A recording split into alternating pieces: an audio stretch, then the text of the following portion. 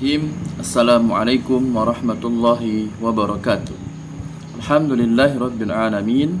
Wassalatu wassalamu ala asrafil anbiya'i wal mursalin Sayyidina Maulana Muhammadin wa ala alihi wa sahbihi ajma'in, amma ba'du.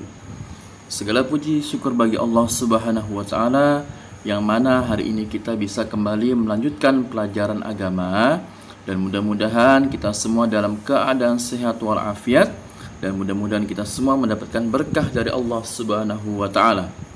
Kedua kalinya tak lupa kita haturkan salawat dan salam kepada junjungan kita Nabi besar Muhammad sallallahu alaihi wasallam. Ya, pada hari ini kita bertemu lagi pada video pembelajaran untuk kelas 3 ya.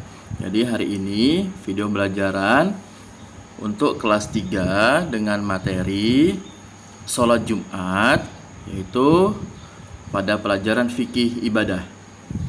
Kita langsung saja mulai. Tolong Anda semua yang di rumah perhatikan slide yang Yanda akan bagikan ya. Ya, kita akan belajar pengertian sholat Jumat terdahulu. Ya, di situ kita lihat hari Jumat disebut dengan Sayyidul Ayyam. Sayyidul Ayyam itu artinya adalah rajanya hari. Ya. Kenapa disebut dengan rajanya hari? Karena pada hari itu terdapat ibadah yang tidak bisa dilaksanakan pada hari lain kecuali pada hari Jumat, ya. Kemudian, sholat Jumat adalah sholat 2 rakaat yang dikerjakan dengan berjamaah yang dilaksanakan sesudah khutbah Jumat, yaitu pada waktu zuhur di hari Jumat. Jadi sholatnya berjumlah 2 rakaat dan dilaksanakan secara berjamaah, dan dilaksanakannya setelah khutbah Jumat. Kemudian bawahnya lagi kita perhatikan hukum melaksanakan sholat Jumat. Jadi hukumnya adalah wajib bagi laki-laki yang sudah memenuhi syarat. Jadi bagi laki-laki itu hukumnya wajib yang sudah memenuhi syaratnya. Ya, kita lanjut lagi. Nah, di sini. Nah, masih tentang sholat Jumat pengertiannya ya. Khutbah, ya, khutbah artinya pesan atau nasihat yang disampaikan oleh khotib pada sholat Jumat. Jadi, yang berdiri di mimbar itu adalah seorang khotib menyampaikan pesannya atau nasihat, ya. Kemudian, nah, orang yang menyampaikan khutbah itu disebut khotib, ya. Jadi orang yang berdiri di depan ketika sholat Jumat itu disebut khotib, ya. Kemudian Allah Subhanahu wa taala berfirman dalam surah Al-Jumu'ah ayat 9, ya. Jadi pada surah tersebut Allah Subhanahu wa taala memerintahkan kita untuk melaksanakan ibadah sholat Jumat. Dalam Al-Quran tersebut yang artinya, hai orang-orang yang beriman, apabila diseru untuk menunaikan sholat di hari Jumat, maka bersegeralah kamu kepada mengingat Allah dan tinggalkan jual beli. Jadi ketika hari Jumat dan ketika pada waktunya, maka tinggalkan semua pekerjaan itu dan kita bersegera untuk melaksanakan sholat Jumat. Kita lanjut lagi. Setelah kita belajar pengertiannya, yang kedua adalah kita belajar ketentuan sholat Jumat, ya. Jadi sholat Jumat itu terdapat ketentuan-ketentuan yang harus kita ikutin atau kita lakukan. Yang pertama adalah syarat wajib sholat Jumat, ya. Yang pertama Islam, yang kedua adalah baligh atau dewasa. Jadi anak-anak itu tidak diwajibkan karena belum dikenai kewajiban untuk melaksanakan sholat Jumat. Jadi yang wajib itu ketika dia sudah balik atau dewasa. Kemudian berakal, orang gila tidak wajib. Kemudian laki-laki, perempuan juga tidak diwajibkan untuk melaksanakan sholat Jumat. Perempuan hanya melaksanakan sholat zuhur di rumah. Kemudian sehat, orang yang sedang sakit atau berhalangan tidak diwajibkan. Ada keringanan bagi orang-orang tersebut, ya. Kemudian menetap atau bermukim, ya, yaitu orang yang sedang dalam perjalanan atau musafir juga tidak wajib untuk melaksanakan sholat Jumat, ya. Kemudian setelah kita belajar syarat wajibnya, Yang kedua adalah selanjutnya adalah kita belajar tentang syarat sah sholat Jumat ya. Yang pertama adalah dilakukan di tempat yang suci ya. Kemudian dilaksanakan secara berjamaah. Tidak sah hukumnya apabila sholat Jumat dilaksanakan sendiri-sendiri ya. Para ulama berbeda pendapat tentang jumlah orang untuk dapat mendirikan sholat Jumat. Tapi sebagian ulama mengatakan minimal 40 orang dan ada yang mengatakan minimal 2 orang ya. Kemudian sholat Jumat dilaksanakan pada waktu zuhur ya. Kemudian sholat Jumat dilaksanakan dengan didahului 2 khutbah ya. Itu adalah syarat sah sholat Jumat.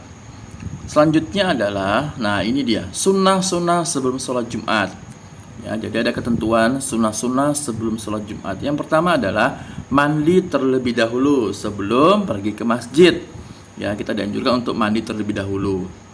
Kemudian memakai pakaian yang bagus dan disunahkan berwarna putih ya, seperti yang digunakan pada saat ini. Jadi digunakan berwarna putih. Kemudian memakai wangi-wangian ya, memotong kuku, menggunting kumis dan menyisir rambut. Kemudian menyegerakan pergi ke masjid ya, jadi bersegera, jangan diperlambat. Kemudian melaksanakan sholat tahiyatul masjid.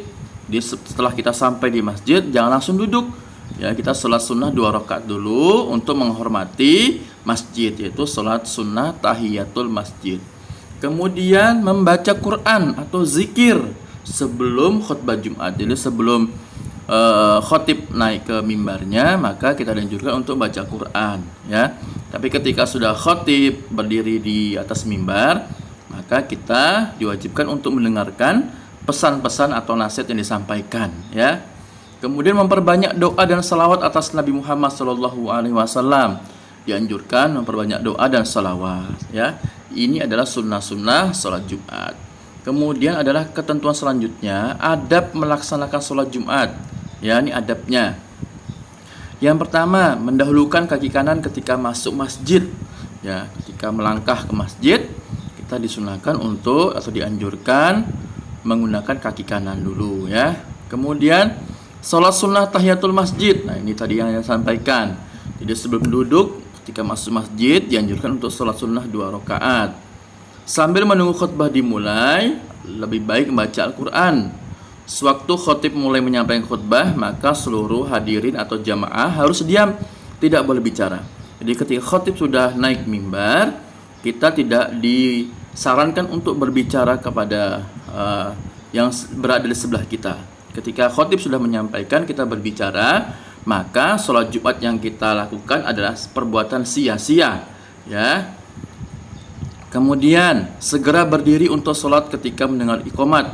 Jadi ketika iqamat langsung segera berdiri ya.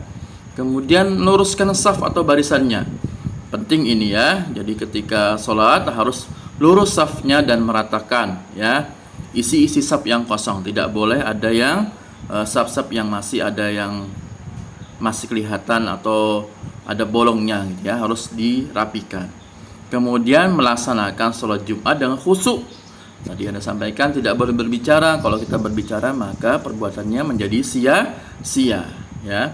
Kemudian berzikir dan berdoa setelah sholat selesai ya, penting ini. Jadi ketika selesai sholat Jumat jangan langsung pergi ya, kita berzikir dulu, berdoa. Karena pada hari Jumat itu salah satu doa yang mustajab untuk kita melaksanakan doa. Insya Allah kalau kita berdoa pada hari Jumat, Allah akan mengabulkan doa-doa kita. Jadi jangan langsung pergi, berzikir dulu dan berdoa. Nah itu ketentuan sholat Jumat ya. Tadi kita sudah belajar ketentuan sholat Jumat adalah syarat wajibnya ya. Kemudian adalah syarat sah sholatnya. Kemudian kita sudah belajar sunnah-sunnahnya. Dan kemudian kita sudah belajar adab melaksanakan sholat Jumat. Dan mudah-mudahan materi hari ini bermanfaat bagi kita semua ya. Oke. Sekian pertemuan hari ini. Mudah-mudahan pertemuan hari ini mendapatkan bermanfaat dan berguna bagi kita semua ya. Pesan Anda jangan lupa. Jangan lupa ya. Tetap sholat waktunya jangan tinggalkan. kemudian baca Qur'annya, dan hormati orang tua ya. Nah, sampai di sini pertemuan kita. Sekali lagi Anda ucapkan terima kasih, tetap semangat belajarnya, dan jangan putus asa, rajin-rajin belajar di rumah ya. Yang Anda akhiri pertemuan pada hari ini dengan mengucapkan Assalamualaikum warahmatullahi wabarakatuh.